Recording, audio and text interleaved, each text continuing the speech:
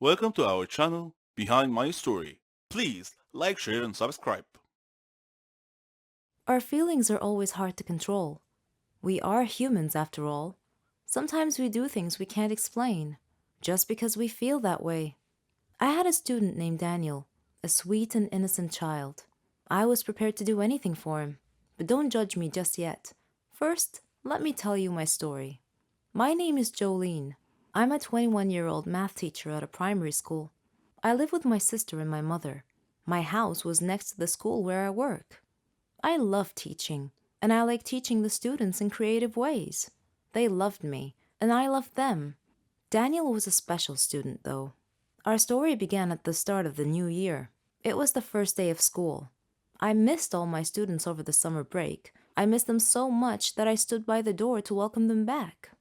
Before I started my first lesson, Mr. Smith, the student affairs officer, knocked on the class door, with Daniel hiding behind his back. Mr. Smith greeted the class and asked them to greet Daniel, but Daniel was too shy and didn't move. So I went over to him to take him by the hand, but he pulled his hand away, which embarrassed Mr. Smith. I asked him to greet his classmates, so he went and he stood in front of the class and he said, "Hello, I am Daniel." Then he went and he sat at the very back of the class. He didn't talk much with the other kids. He didn't like to interact with anyone. Daniel always looked sad, and I thought to myself, he's only 8. What could possibly have made him that way? I tried to get close to him, but he resisted all my efforts. Sometimes he looked like he was hiding some big secret, and later on, I learned what it was. One night, when I was surfing the social media, I came across a horrible news story about a jealous husband killing his wife and another man right in front of his son.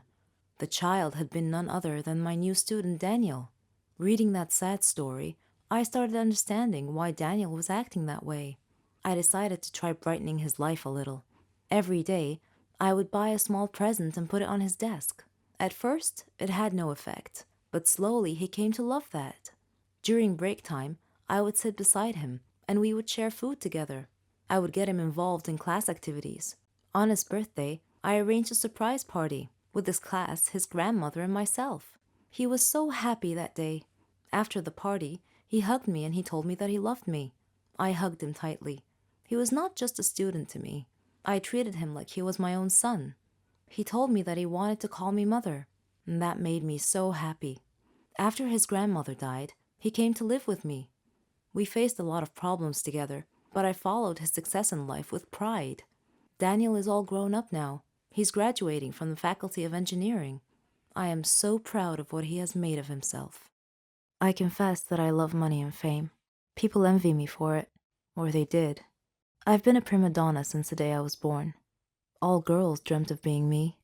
My father helped my brother and I achieve all our dreams. But there was one fly in the ointment, and this is my story. My name is Amelia. I'm 17 years old.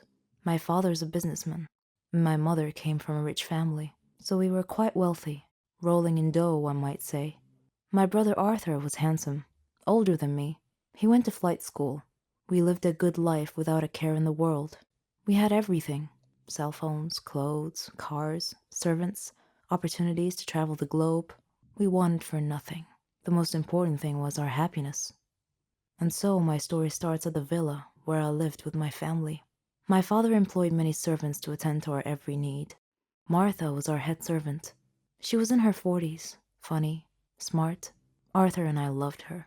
Oddly, we didn't view her as a servant because she took such good care of us. Mother didn't seem to like her for some reason and was always mistreating her. Father, however, adored Martha. Once I left my iPod in the garden and I was going to get it. On my way to the garden, I passed by Father's office, so I decided to go and talk to him. He was at his desk, and Martha was standing next to him, crying. I figured it was because Mother had mistreated her again. Father saw me standing there and he asked me why I was still awake, and I told him about my iPod. I didn't think much of it at the time. As time passed, Mother and Martha's disputes became more frequent every day. Father wasn't home a lot, but whenever he came home, he would always ask about Martha first. One time, when this happened, I noticed that Mother glared at Father. I couldn't understand why. Father was often away traveling for long periods of time. One of those times, I noticed that Martha was always tired because Mother was making her work very hard. Mother never let her relax. One day, after midnight, I went to Martha's room to check on her, and I was shocked to see that she looked different than I remembered. I asked if she was pregnant, and she said that she was, but that I shouldn't tell anyone, otherwise she'd get fired. I didn't understand why my parents would fire her for being pregnant. A few days later, we received some really horrible news. Father's plane had crashed, and there were no survivors. We were stunned. All of us were crying, but Martha was crying especially hard. Suddenly, Martha fainted, and we took her to the hospital.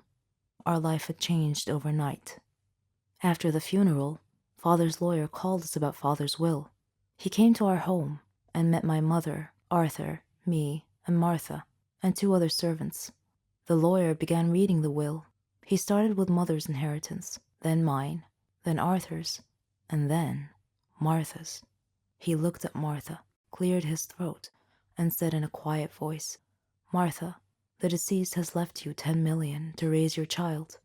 The lawyer read the last line of Father's will, which said, "Martha's child is mine." We all gasped, but Mother suddenly lost it. Enraged, she attacked Martha as the lawyer pulled Mother away from her. Arthur was holding his head in his hands, and I was shocked. I said to Martha, "How dare you? How dare you do this to us? This is our money. You don't deserve any of it." Then I spoke to the lawyer. "Please tell me this isn't true." He replied helplessly, "Unfortunately, it is." Arthur was glaring at Martha, and he said coldly, "Martha, you are going to die." Martha looked very frightened upon hearing this. That night, the other servants helped Martha sneak out of the house. Arthur came to my room that same night and told me that we had to kill Martha. He said he knew where she was, and that her 10 million belonged to us. At first, I was hesitant to get involved. I mean, that was murder, but in the end, I reluctantly agreed to help him. The next day we made a call and hired a hitman to rid us of that disaster. Later we received a call from him. He said that Martha was no longer a problem. We smirked in victory. A few days later, the lawyer came by again. Before he could tell us why he came, we beheld a miracle. Our recently said to be deceased father was walking behind him with a servant holding a child. Arthur and I stared at him in disbelief and shock. Then we looked at each other. Arthur's face had gone pale white as all the blood drained from his face. Father was livid and said to us in an accusing manner, "The moment you thought I was dead and that I left an inheritance for Martha, you immediately arranged to have her killed. I suspected you'd try something like this. It was pure luck that I got back when I did. I missed my flight that day, otherwise I would have been dead now. So fortunately I came back early enough for Martha to call me and tell me about your death threat. When I arrived at Martha's place, she was already dead, but I called 911, and they were able to save the child. Then I immediately called my lawyer to revise my will, to leave half of my inheritance to this child. I felt like I was in an endless nightmare. The police arrived and told us that the hired killer had been arrested and had confessed and told the police that Arthur and I were the ones who hired him to kill Martha. As the policeman was handcuffing us to take us away, I thought about the irony, how Martha was dead, how her newborn baby had survived and was now the richest child in the country, how Arthur and I were going to jail, and how one small fly in the ointment had caused our ultimate fall from grace. I have been cursed, and it will haunt me for the rest of my life. It all began with a joke at first, but some jokes have serious consequences, and when this happens, your life becomes an uphill struggle. My name is Catherine. I'm 16 years old, and I live with my parents and my little sister Mara. I like music, acting, and watching action movies. I play baseball and practice ballet. I've even won a lot of prizes. I just had one problem. I like to make fun of people. It's like an addiction. I never watched what I said, nor did I care who it hurt. The kids I picked on were actually kind and gentle, but that just encouraged me even more. My friends were exactly like me. In fact, I was their leader. We walked like we owned the school. We had a classmate named Norman. He wasn't exactly what you'd call in good shape. He was quite the opposite of fit. During class breaks, my gang and I would steal his lunchbox and throw it around each other, keeping it away from him. We watched him run trying to catch us, But he'd stop halfway. The extra weight didn't help him, and he'd quickly run out of breath. Whenever he entered the classroom, we would surprise him by throwing old, musty vegetables and fruits at him. Norman tolerated our teasing. He didn't seem to mind much. But then, one day, a joke went a bit too far. We conceived an evil plan. We told him that there was going to be a photo contest, and the person who makes the funniest pose wins. Norman was so gullible that he believed us. He actually gave it some thought. Then he posed for us. We did our best not to burst out laughing while we took pictures for him. The next day, when he came to school, Norman discovered that his photo shoot pictures had been posted all over the classroom walls, and the kids were laughing, writing comments all over the place. Norman was mortified, and he looked around at his classmates' faces. They were all laughing and pointing at him. Norman started crying, and his nose started bleeding. Then he fainted. A teacher had to call an ambulance to take him to the hospital. I certainly didn't expect that to happen.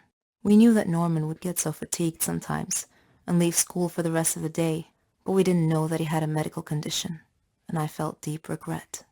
The curse that I spoke of earlier began when a girl named Naomi joined our class as a new student. On her first day, our teacher brought her in and introduced her to us. She sat at the desk at the very last row. I noticed that she was always looking at me in a strange way, and I wondered why. She looked at me with disdain, and I couldn't figure out why. It was my first time meeting her, after all.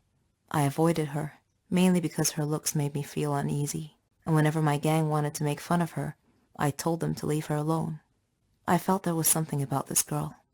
One day, during science class, the teacher had paired us up to do a lab experiment, and I intended to ask her about the way she looked at me. But before I could say anything, she took the initiative and surprised me by broaching the subject herself. "You will pay for what you did to Norman," she said coldly. I looked at her and asked, "How do you know Norman? And what are you talking about?"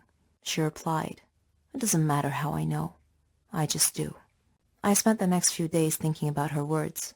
Afterwards, Naomi ignored me completely. No more staring, no more accusing looks. It was as if I no longer existed to her. I didn't understand her.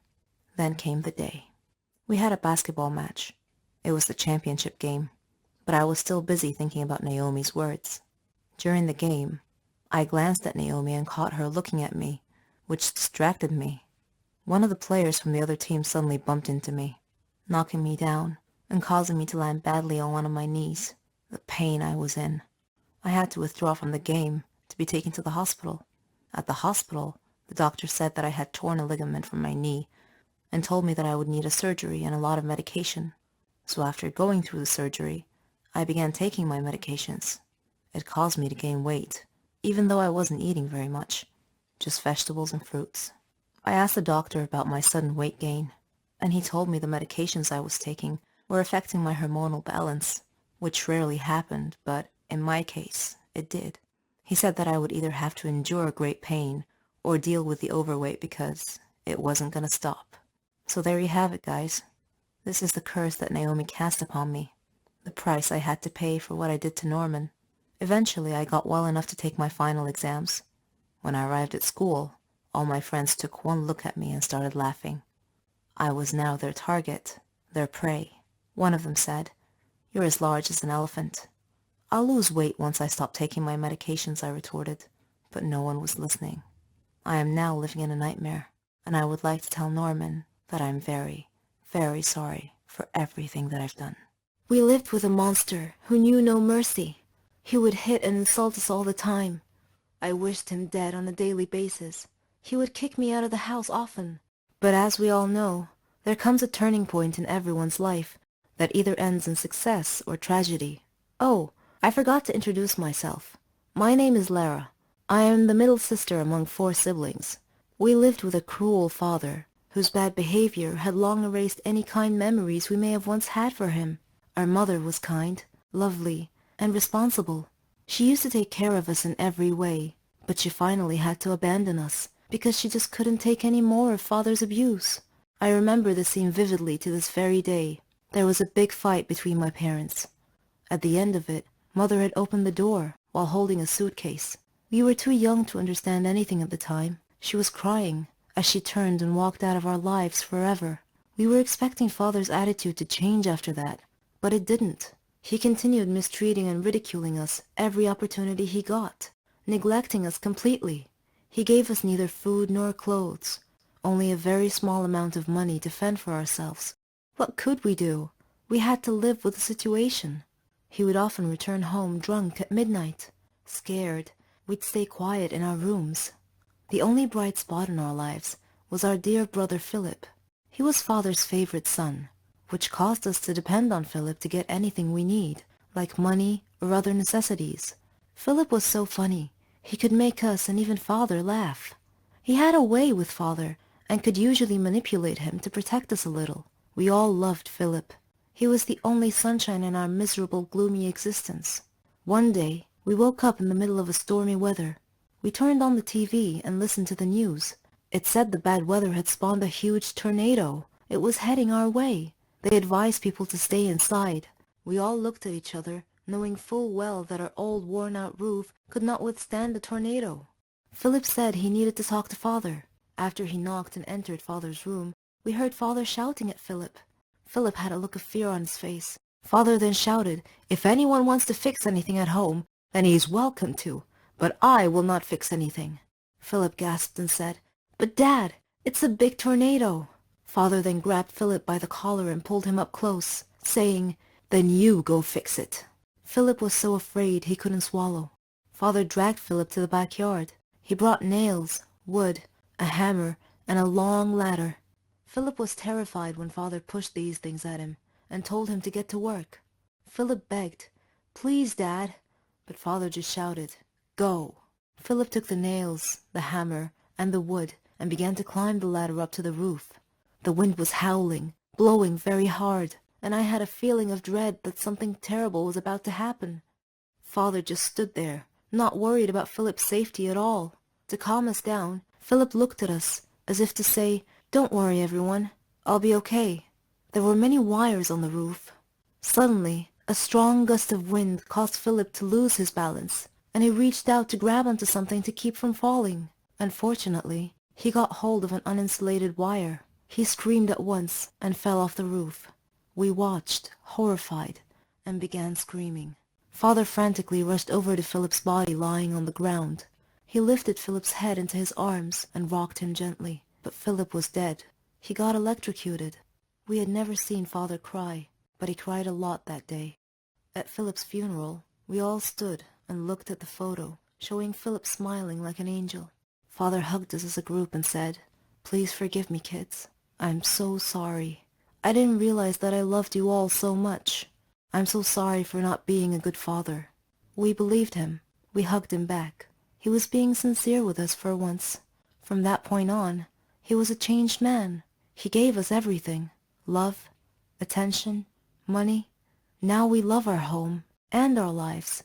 I can finally say truthfully, with all my heart, I love you, Daddy. He was a dream. The future. Or so I thought. But my love was cursed right from the start. Sounds a bit confusing, right? Let me explain. But first, I should probably introduce myself. I'm Carolyn. I was a dreamer.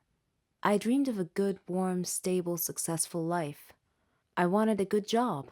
And I wanted to travel around the world a bit with Helen. She was my best friend. We virtually shared the same dreams and hobbies and interests and lifestyles. We've been friends since we were kids. People often thought that we were sisters. I did too, in fact. She even got jealous if anyone tried to get close to me.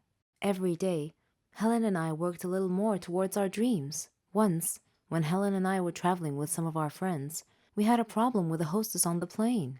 A gentleman intervened and cleverly solved our problems. His name was Danny. I liked him. A lot. I thought about him often.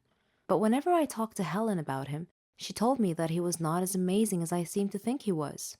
Coincidentally, I met him again at a party of a mutual friend. We talked together till daylight. I told Helen about our encounter, and she expressed her wishes that my love story would have a happy ending. I similarly told her that I hoped she would find the love of her life someday too. Everything would be okay, we figured. Then, one day, I received a letter in our mailbox. It was in weird handwriting, as if the writer had written it with a trembling hand. I opened it curiously. It said that my love for Danny would become a curse if I didn't give him up and get him out of my life. What nonsense, I thought. Whose idea of a silly joke was this? I immediately called Danny and Helen to tell them about the letter. Danny laughed, but Helen was worried and suggested that I should be careful from now on. That same day, Danny had a horrible car accident, but fortunately he wasn't hurt. A detective investigating the case determined that his car brakes had been tampered with. In another incident, a car almost hit me, but it swerved away at the last minute. When I mentioned this incident to Danny, he tried to calm me down and told me to just forget about it. He gave me a beautiful bracelet as a present and proposed. We got engaged, and I couldn't have been happier. I wanted to show the bracelet to Helen, but somehow I seemed to have lost it. I couldn't find it anywhere. Anyway, when I told Helen about his proposal, she was thrilled for me. I spent days shopping for just the right wedding dress. I was so busy with preparations that I forgot all about the ominous letter. I went to the wedding hall early to make sure that everything was ready and prepared. Helen was helping me, and Danny kept calling me to make sure I was all right. Suddenly, the lights went out. I called out to Helen, worried that she might have tripped and fallen when the lights were out. When the lights came back on, Helen had fainted, and my dress had disappeared. I screamed to the ceiling, "What do you want from me? Leave me alone!" Suddenly, Danny appeared out of nowhere and asked me what had happened. I told him then and there that we must break off our engagement, otherwise the curse the letter mentioned might injure someone or cause someone to die. Then Helen came too and tried to calm me down. She told me to go to the car and that she would get our stuff and follow me. I loved Danny and wanted to marry him, but now I was seriously worried that this curse threat might actually be real. Helen came back carrying a bag and a large suitcase and told Danny not to worry, that she would drive me home and then call him to tell him that we had arrived safely. I was still crying, and Helen was trying to calm me down. When we arrived home, I noticed something strange. Helen was carrying a bag that was partially open, and I glimpsed a piece of clothing stuffed into it. It looked exactly like my dress. I opened the bag and found that it was my dress. I confronted Helen and demanded to know how my missing dress ended up in her bag. I clearly caught her red-handed, and she was unable to answer coherently. I realized at that moment that the source of the so-called curse was Helen. "Helen," I said, "how dare you do this to me? I thought we were like sisters to each other." She replied icily, with a glare that I saw for the first time. She said that she fell in love with Danny just as I did, but he chose me instead of her, and that she hated me for it. She said she won him over and got him to love her instead. Then they both tried to scare me into calling off the wedding so that she and Danny could be together. There are no words to describe how I felt at the time. I replied in a similar tone. I told her that I don't ever want to see her again, or Danny. Neither of them mattered anymore. I never did see Helen or Danny after that day. I'm on a Caribbean island now, sipping on a cocktail. I read in the paper that Danny and Helen had announced their engagement. I'm thinking about what wedding present I should give them as a surprise. Hey, my name is Anne. It was the summer break before college, and as a graduation kind of celebration and before each and everyone went to a different college, my best friends and I decided to go on a fancy summer vacation to one of the most beautiful places on earth. At least that's what I think, to Hawaii. I was in my room daydreaming about wearing those cool coconut bras while enjoying an exotic juice, maybe even doing a hula dance, and then my best friend Kim called and burst my coconut bubble. She suggested that since we're off to a whole new stage of our lives, we may as well get a complete makeover. I thought she meant we should go shopping or something, but no, she said we should go to the hair salon and get new haircuts and maybe even dye our hair. I admit that I was overly excited about the whole thing, so I said yes. My normal hairdresser was on annual leave. She has always cut my hair exactly how I describe it. I love her. However, she has been gone for a while, and we couldn't wait any longer for a haircut, so I made an appointment with another hairdresser at the same salon. On a side note, Kim is blonde, while I'm a brunette. I know this info might not sound useful, but it will come in handy throughout the story. Kim and I drove to the hair salon. The place looked extra fancy, the kind of place you would trust. We went inside all giggly like we were 12. We were actually 18 at the time. Anyways, we were greeted by a really nice lady. That lady said that Kim should get highlights and I should go for the same, plus going blonde. I was skeptic, but who cares? It's summertime. The lady put bleach all over my head and went to do Kim's hair. So, after 15 minutes, my scalp started burning like crazy. So I called the nice lady and she said it was time to wash the bleach. As she was washing my head, her smiley face went poker. Chunks of my now orange hair were all over the sink. Kim looked at me and her eyes got as big as my head. The lady asked me not to freak out and that she could cover the bald spots with a really short haircut. The lady asked me not to freak out and that she could cover the bald spots, and so she started cutting my hair. So far, so good. Then she snips a huge section out of the front of my hair saying that she was framing my face. At this point, it was too late to say anything. The haircut was just hideous. Not me at all, and especially not what I asked for. So I told her that I hated it. She felt really bad and I started to tear up because it was seriously so ugly. And now that I was stuck with a really bad haircut, I tried to calm myself that maybe the color will turn out okay. And then she put the dye on my hair and it turned my hair green.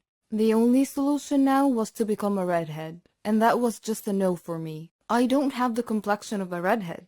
Our boyfriends were actually going to pick us up from the salon, and just imagining the look on Nick's face made me cry and laugh at the same time.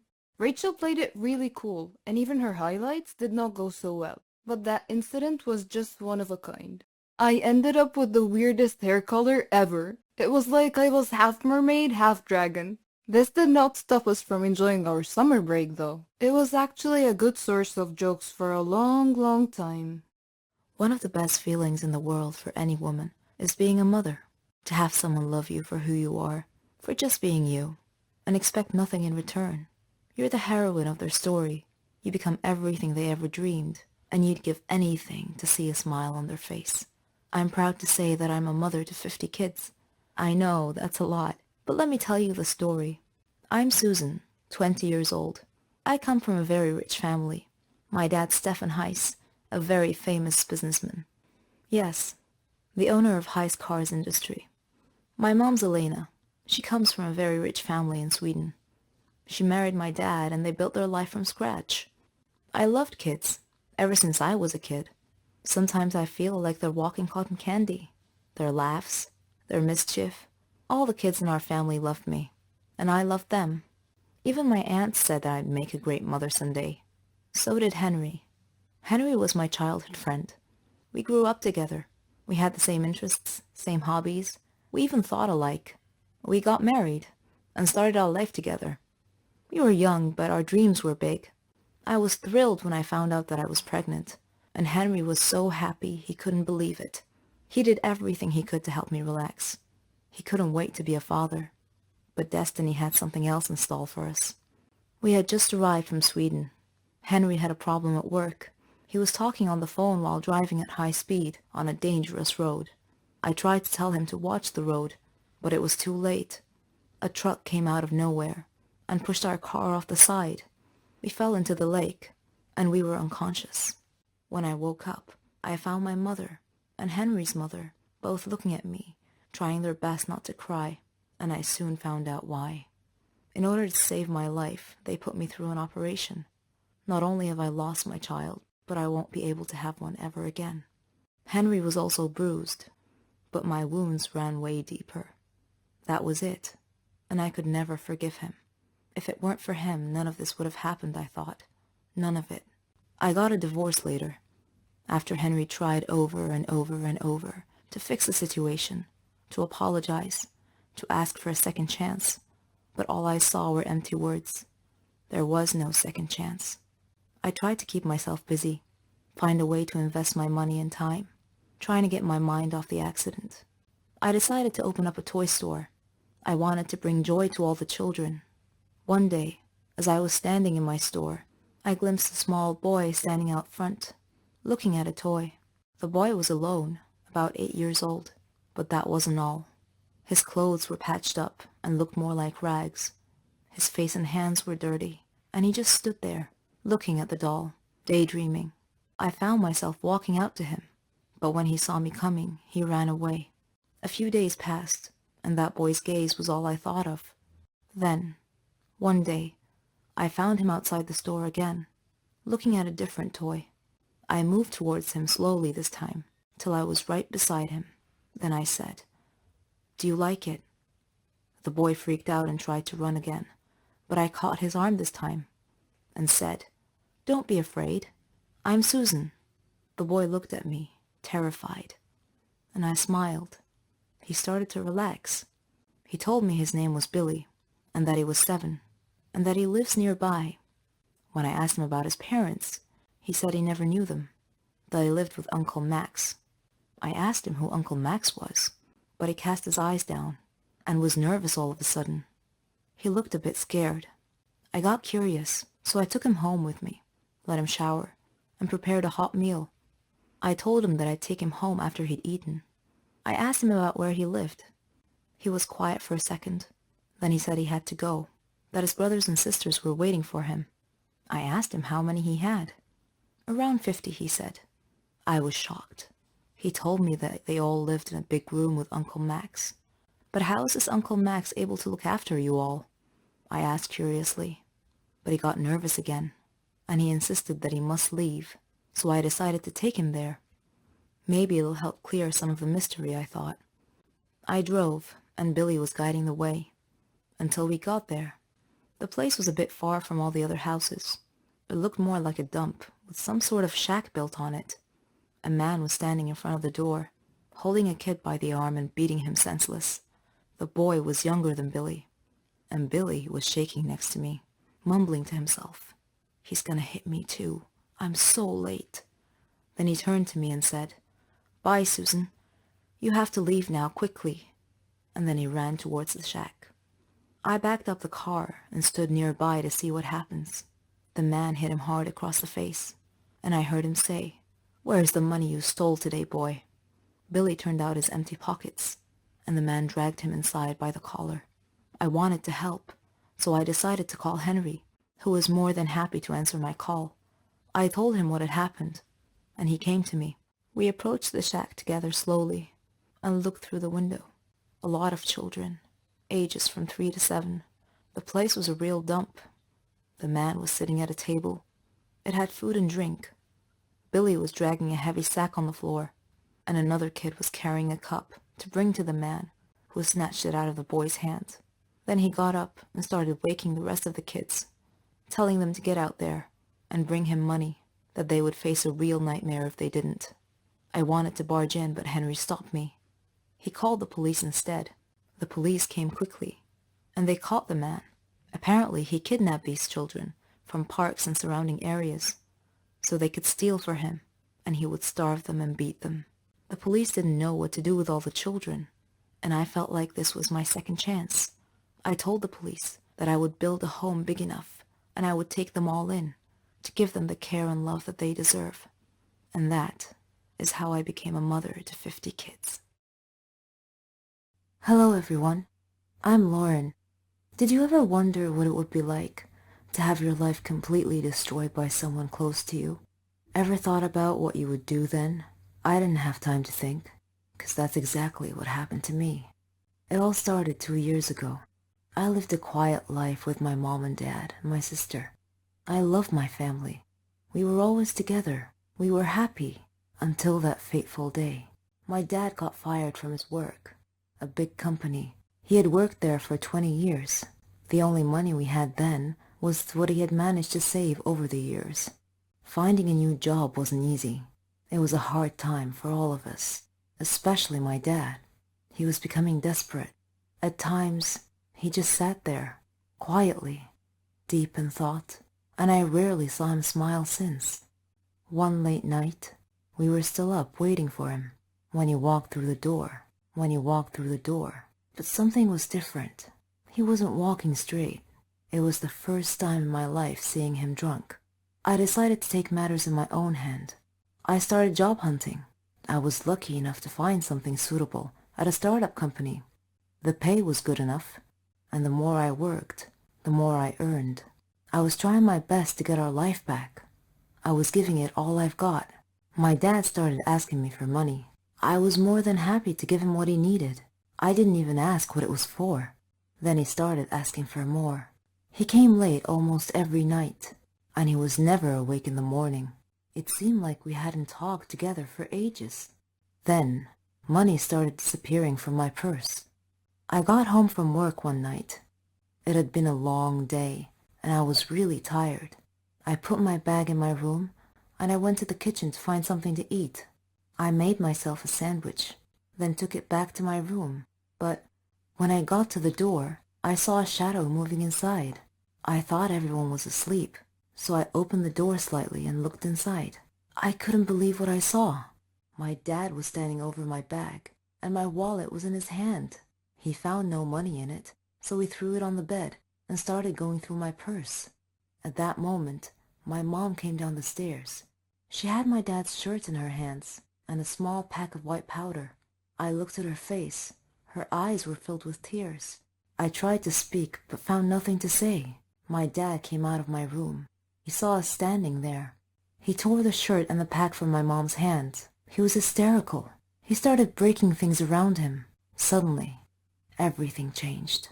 My mom and I were too scared to move. But then my sister came running down the stairs. He pulled her towards him and held a knife to her throat. He threatened to kill her if we didn't give him money. Without a moment's thought, I did what he asked. Things only got worse. Nothing was ever enough. He asked for more and more money, and if I refused, he'd get violent, beating up anyone in his path. I couldn't stand by and watch, so I would just give him what he wanted, until I decided enough was enough. He barged down the stairs one evening and asked for all the money I've got. I told him we had expenses to pay, the rent, school fees, but none of it mattered to him. He asked me again for the money and threatened me if I didn't do what he asked. I refused. He hit me so hard that I crashed my head against the wall and fell to the floor, bleeding. Everything went dark. My mom took me to different hospitals, and I had to do a lot of checkups and tests, but all the doctors said the same thing, that this was it. I was sentenced to live my life in darkness, never to see the light again. Bumping my head against the wall was one of the reasons, but apparently my psychological state played a huge role in my recovery. The doctors suggested that I'd be taken to a psychiatrist. My dad felt sorry for what he had done to me. He quit the drugs and alcohol, tried to be proper, but it was because of him that I was in this state. I didn't know if I could ever find it in myself to forgive him. I was torn inside. He was my dad, but I couldn't forget what had happened. I stopped talking shortly after, and he left, disappearing from our lives. No one knew where he was or what he was. A year had passed, and he came home. He sounded good, kind of like how he was before. He's trying to make up for what he had done. But to me, nothing he does makes a difference anymore. Kind of like how he was before. He's trying to make up for what he had done. But to me, nothing he does makes a difference anymore. I'm still in the dark. That's something I'm gonna have to live with my whole life. I can't change that. What do you think I should do? I adore my family. I adore our get-togethers, our joking around, our meals, everything. I can't imagine my life without them. But one day, I almost killed them all. No, I'm not insane, I assure you, so don't worry. I'll tell you what happened. My name is Ginger. I'm 18 years old. As you can see, I'm wearing an apron. This is because I love to cook. I like all things kitchen-related. My happiest moments are when I see my family eating a meal together. I always cook for them. They enjoy it too, and they support me. They let me try different dishes from different countries. I like to listen to their opinions about my cooking skills. I'm also addicted to cooking programs. One day, my cousin Charlotte came to visit before Thanksgiving Day. She likes to dress all in black, and today was no exception. For some reason, she had called me earlier and asked me if I had ever heard of Thanksgiving Day curse. I said no, of course, so she told me that the curse applied to large families who ate a big meal together on Thanksgiving. The curse was the result of an evil spirit named Vicky, who would possess the cook's body in some family's household and poison the whole family. She said that Vicky used to be a housewife who was a great cook and who loved her family, and yet she poisoned them all during Thanksgiving meal. She watched them die one by one, and then she killed herself as the grand finale. At first, I thought Charlotte was joking and trying to scare me, and I told her that it was nonsense, just an old wives' tale. But she said that every legend was usually based on facts. I paused for a second. That was partly true. I went to my room and searched the internet and found the same information about the curse that she had relayed to me, which frightened me even more. Vicky was just like me, or was it the opposite? I stopped myself from getting deeper into this. I needed to focus on preparing the meal. On Thanksgiving's Day, my father bought some groceries, which included a white bottle of liquid. I presumed it to be milk, though it smelled a little weird. But I thought it was my imagination. My aunt called and said she would be arriving a few minutes later, so I had to hurry and finish the meal quickly. My finishing touch was dessert. It was going to be pumpkin candy. I prepared it using the milk that Dad bought. After everyone had arrived, I served dinner. We all sat down and prayed before the meal. Then, everyone started eating. Things were going well. Everyone was chatting merrily and complimenting me on the food. I was overjoyed. But somehow, I couldn't shake this feeling that something was wrong. I looked at Charlotte, but she smiled supportively. Suddenly, one by one, the people around the table started clutching their stomachs and groaning in pain. The last thing I remember before I lost consciousness was my brother calling the ambulance. When I woke up later, I was lying in a hospital bed, alongside all my family members, who were also lying in the hospital bed. The doctor came in and reported happily that we would all be fine. Then he looked at me and winked. He also said, "Next time, young lady, I suggest not using white paint in your cooking." And that was how I almost killed my loving family. This is Tina, and this is a story about me and my biological mother. My mother is sitting in the cafe of a garden center, staring at her cup of tea. I'm over the other side of the shop looking at some strawberry preserves. I want to attract her attention, but the word mom sticks in my throat. I use it so infrequently. Instead of calling out, I just walk over and show her the jam. Ever since I left home 15 years ago, the relationship between my mother and me has worsened. In hindsight, it was never very good to start with, but it's taken 15 years of counseling and soul searching to realize that. The fact of it is that my mother and I don't like each other much. We don't hate each other, we're just sort of indifferent. There, I've said it, indifferent. Saying it feels like committing some sort of crime. My mother and I live hundreds of miles apart, and in the case of most of my friends, this should mean that visiting home should be a time of joy and excitement. Instead, they are weekends of tense, polite conversation, both of us desperately searching for something in common to talk about. And that is usually what she's currently watching on television. As a 20-something woman, I'm constantly surrounded by reminders that my mom should be my best friend. Advertising aimed at my demographic features glamorous, youthful mothers going to the salons with their best friend daughters. Because it's all so alien to me, I tend to become a little bit fixated. I tend to look beyond the principal plot lines of films and become obsessed with the parts that involve a mother and a daughter for a large, loving family headed by a quirky matriarch. When the film Mamma Mia came out, I went to see it with a girlfriend for a bit of a laugh. It was mainly about love affairs between Meryl Streep and her exes. As I watched, I was as always bewildered by the apparently natural bond that mothers and daughters have on screen.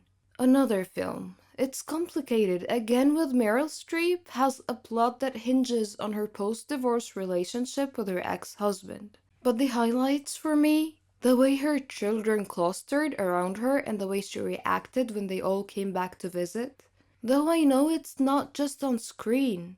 My friend Susie has the same exact sort of relationship with her mom. It baffles and fascinates me. They talk every single day, sometimes more often, and tell each other everything. I didn't have an unhappy upbringing. I wasn't a happy child, but that wasn't down to child abuse or neglect. I was well-clothed, fed, and I even had ballet lessons. I went to university, paid for by my parents, and I knew, and I still know, that there's always somewhere to stay if I need to. But my mother and I never had the sort of closeness I saw in my friends' relationships. They would go shopping or share secrets. They would tell their moms things about their lives. The one time I tried to ask my mother about her teenage years, she told me to mind my own business. And so I did. I grew up minding my own business and she minded hers.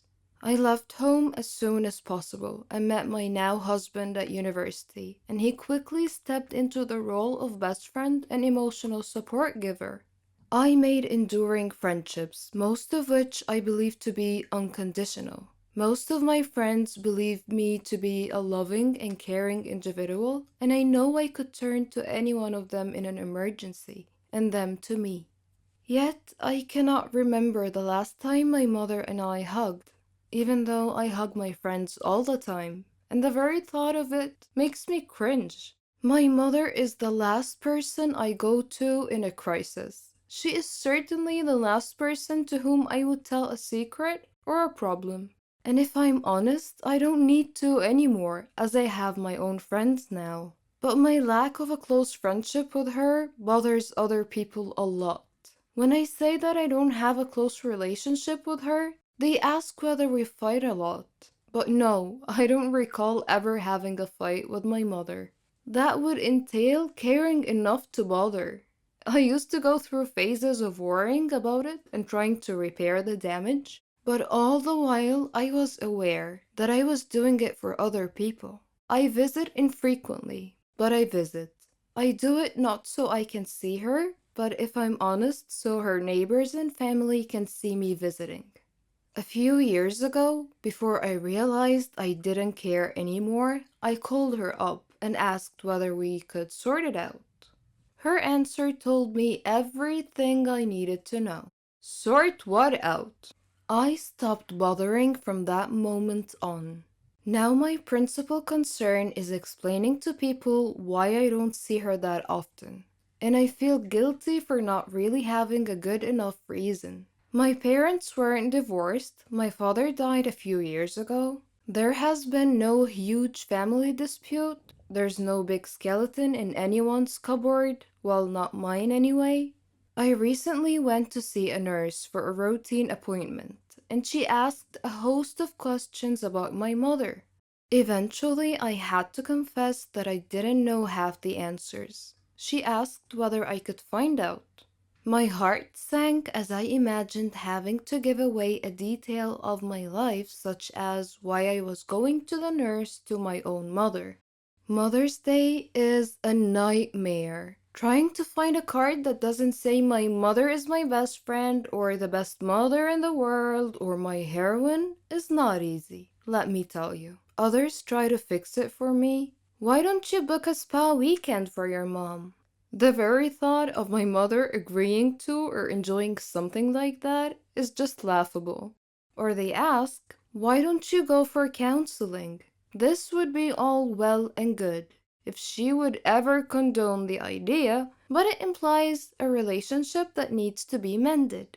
Why does it need to be fixed at all? Were my mother a woman I had met on a train and chatted to for half an hour, she would be one of the last people in the world I would want to talk to for a further half hour. If she wasn't my mother, she would be someone I groaned about having to spend any time with. I simply grew up and discovered that I didn't like my mother as a human being. She's not like me. She's self-obsessed, not interested in others, thoughtless, and incapable of genuine warmth. She has no concept of giving love to receive love, and has never asked me a single meaningful question about my life or career. Some people might feel that I have a duty as a daughter to be there for my mother, that it's down to me to repair our relationship. But because of the way she's raised me, I don't feel there is a relationship to repair. I wish my mother no harm, and if she were in trouble, I would help her like a shot. But I would also be there for any of my neighbors and the old man who swears at people from the bus stop across the road. My name is Ginny. You can call me Bad Girl if you like. That's what the neighborhood kids called me. I have a long story to tell you. I was the eldest of 5 siblings. My mother died of illness, and my father was crippled in a car accident. He couldn't walk, and he had to use a wheelchair. Seeing my siblings suffer from hunger and poverty was a constant sight at home. My father was depressed. Our neighbors helped us a lot, but I was constantly worried what would happen if they ever stopped, so I decided to try and find a job. I knew it wouldn't be easy because I was only 15. Who'd want to hire a 15-year-old? Though I was apprehensive and lacking confidence, I made up my mind to get a job. I went to many places: clothing shops, flower shops, grocery stores. The answer was the same: we're not hiring at the moment. One day, feeling down, I was walking aimlessly with no destination in mind, when suddenly I found myself near a hospital. On an impulse, I entered. I saw a nurse, but she seemed too gloomy to talk, so I looked around and found another nurse who looked a bit kinder. She noticed me and asked if I needed any help. I told her that I was looking for a job. Any job. I'd even mop and clean. She felt sympathy for me and told me not to worry. Then she went into the manager's office. I was worried. Was I in trouble? A minute later, she called me in to meet the manager. He seemed very kind, and he quietly asked for my name. I told him it was Ginny. He told me that Martha, the kind nurse who was helping me, told him that I was looking for any job available. He said he had a job for me, but he was concerned that it might be a problem. I felt a pang of fear and asked what the problem was. He said that I would have to work night shifts. That was it? I felt so relieved. I immediately agreed, and he said that he liked my enthusiasm and that I could start tomorrow. I was so happy. I returned home quickly, hugged my siblings, and kissed my father's hands. I told them everything about my new job. My father looked at me sadly and said that I was too young to have to bear this responsibility. I told him that it was okay and that I could deal with it. When I went to work at the hospital every night, there was a gang of young kids who were always loitering around the neighborhood. I hoped they wouldn't bother me, but my hopes were in vain. They made fun of me every time I passed them. I never told my family about this, though. I began work as a cleaning lady, but due to my diligence and intelligence, I was able to learn a little bit about nursing. So, I was able to get promoted, first to nursing assistant, then to a nurse. My colleagues supported me a lot. Everything was almost perfect, except for the neighborhood gang that was always bothering me and calling me Ginny the bad girl. I wished they would just go away and leave me alone. Then, one day, a miracle happened. While I was working at the hospital, the neighborhood bullies came in, carrying their leader. He was badly injured. His whole body was covered in blood. They were shouting for someone to help them, and when they saw me, they pleaded with me to save him. I worked quickly with the other staff. His condition was serious. He had been in a terrible motorcycle accident. The staff and I worked feverishly to stabilize his condition and treat him. After stabilizing him, I was exhausted. Suddenly, I felt someone coming close. It was the gang. They apologized for making fun of me and asked me to forgive them. They said they didn't know that I worked at a hospital. I smiled and told them it was okay, and that I considered them to be my brothers and sisters. Another nurse went to them and told them that their friend was okay now. I was so happy that my problem was solved. They called me over to talk to their leader. He had tears in his eyes and told me that he was so sorry and asked me to forgive him. He was so sincere that I was moved. I gently asked him to be quiet and get some rest. As I was walking away, he called me and thanked me again. After that incident, the manager called me in and praised me for saving the patient's life that day. I was still a long way from achieving my dreams, but I had a good head start, and the neighborhood gang began calling me the Mercy Angel. I don't believe in ghosts, evil spirits, haunted houses, metaphysics, etc. I only believe in science and facts. But sometimes things happen that shred all your beliefs. I want to introduce myself. I'm Lisa.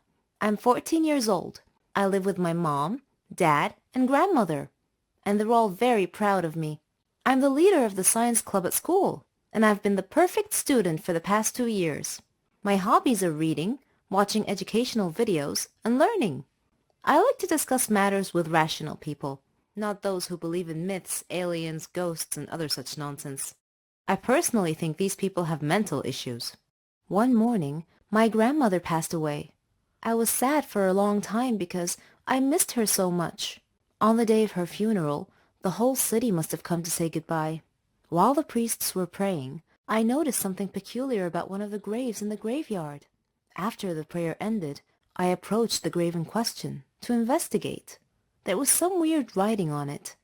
Then, a wispy, transparent, smoky figure appeared out of nowhere. It said to me, "Do not get closer to Donna Median's grave. Beware."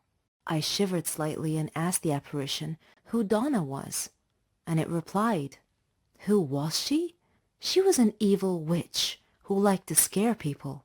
She was burned at the stake as a witch, but before her death she swore a curse that if anyone ever approached her grave, her ghost would haunt that person to the day they die. I did not laugh at the apparition's warning. Instead, I turned and returned home, thinking about what had happened. On a sudden defiant impulse, I decided to visit that grave that night to see for myself if the curse was real. I took my dad's flashlight and wore a raincoat. It was pitch black outside. The place was horribly unsettling at night, but I wasn't worried at all. It's not like it was real, right? I entered the gate to the sound of howling dogs and meowing cats. My blood ran cold, and a sudden chill ran through me. I turned on the flashlight and began searching for the grave. My hands were trembling so badly I dropped the flashlight several times. Sometimes I would step on something crunchy, and I would shine the light downward, only to see that I had stepped on an insect. Sometimes I'd see a cat here and there. Then suddenly, I heard an eerie sound close by. I froze, not daring to move.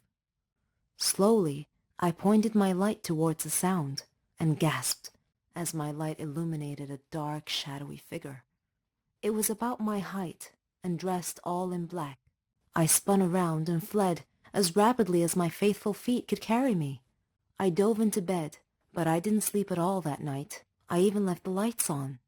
The next day, when I woke up, I asked my dad if graveyards had ghosts, and he wondered why I would ask such a question. I was embarrassed and laughed to hide my fear. I told him that I was just curious. That was all. Dad looked at me suspiciously, but continued. I've heard stories, he said, that some people have seen a ghost of a girl from time to time beside Donna Median's grave. I felt my heart sink, and I asked slowly, "Is she about my height and dressed in black?" He replied, "Yes, that's how I've heard the ghost described." "How in the world did you know that?" I looked down casually and answered, "Oh, I read an article about it on the internet last night." My head hurt just thinking about this ghost thing. I made up my mind to prove or disprove it once and for all. I called my friend Laura and persuaded her to come with me to the grave. The following night, we met at the stroke of midnight at the entrance to the graveyard. Laura was shaking and constantly casting glances right and left. The weather was rainy and gloomy. The ground was muddy, and cats were meowing everywhere. It would have made the perfect setting for a supernatural horror movie. While we were looking for Donna's grave, flying bats would occasionally startle Laura, causing her to scream alarmed. As we approached Donna's grave, we suddenly heard a sound behind us. We both turned around at the same time and screamed. A ghost was glaring at us. It asked angrily, "What are you doing beside my grandmother's grave?" "Wait a minute. Are you girls?" She uncovered her face, revealing that she was just a girl, and a beautiful one at that. She told us that her name was Carmen, and asked me to turn off the flashlight, 'cause it hurt her eyes. I did. Then I asked, "Who are you?" She replied, "I'm the 5th grandchild of Donna Median, the poor woman in this grave, who has been wrongly accused." We both whispered back, "Wrongly accused?" She continued saying, "Yes, she was a victim of the Holocaust during World War II. Afterwards, she became a simple doctor who treated people who were afflicted with epilepsy. As usual, there are always some small-minded superstitious people looking to make trouble for others. They accused her of being a witch because they considered epilepsy to be a disease caused by a demon's touch. I come here every day to put flowers on her grave. People have mistaken me for a ghost because I only come at night. I don't want people to know I'm related to someone they think to be a witch. I don't want to be shunned, scorned, or gossiped about." I tried to comfort her and calm her a little by saying, "Don't worry, Carmen. Your grandmother's spirit may be able to rest in peace if you tell people the truth now. We live in more modern times, and there's no need to worry. I won't tell anyone about you being the ghost. It'll be our little secret." Carmen laughed. She and I became good friends after that. Ever since that day, whenever I hear someone talking about ghosts, I just look at the photo I took of Carmen and I break out laughing.